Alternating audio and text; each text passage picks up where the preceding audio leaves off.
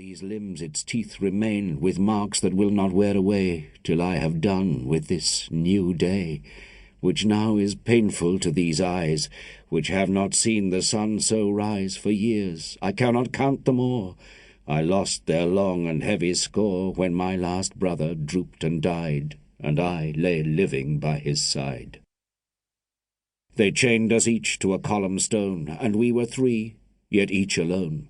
We could not move a single pace, we could not see each other's face, but with that pale and livid light that made us strangers in our sight.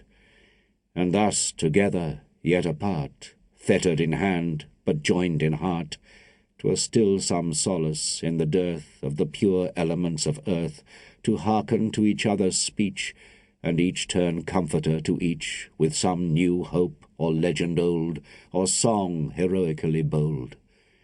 But even these at length grew cold.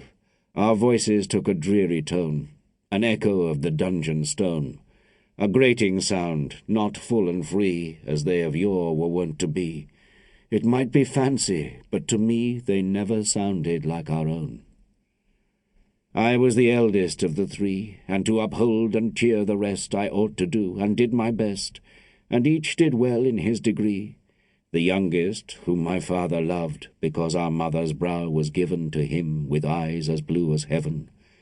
For him my soul was sorely moved, and truly might it be distressed to see such bird in such a nest, for he was beautiful as day, when day was beautiful to me, as to young eagles, being free, a polar day which will not see a sunset till its summer's gone, its sleepless summer of long light, the snow-clad offspring of the sun.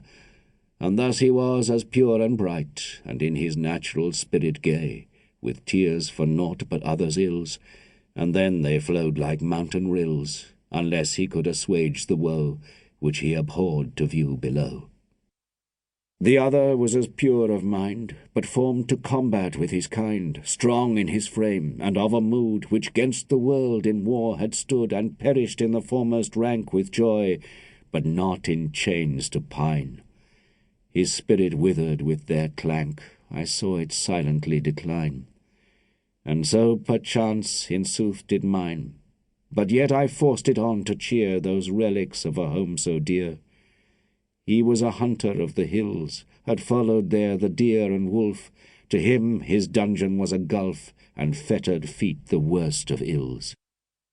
Lake Leman lies by Chillon's walls, 1,000 feet in depth below its massy waters meet and flow.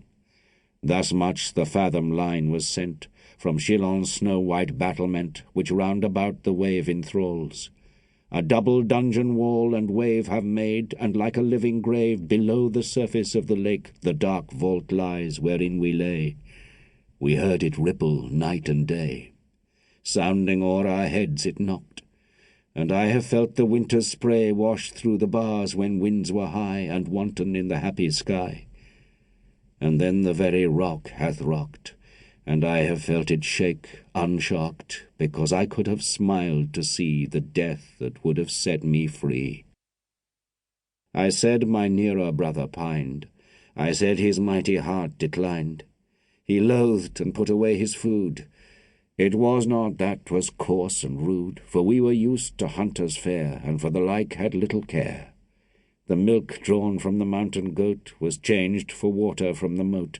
Our bread was such as captives' tears have moistened many 1,000 years, since man first pent his fellow men like brutes within an iron den.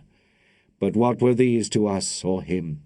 These wasted not his heart or limb.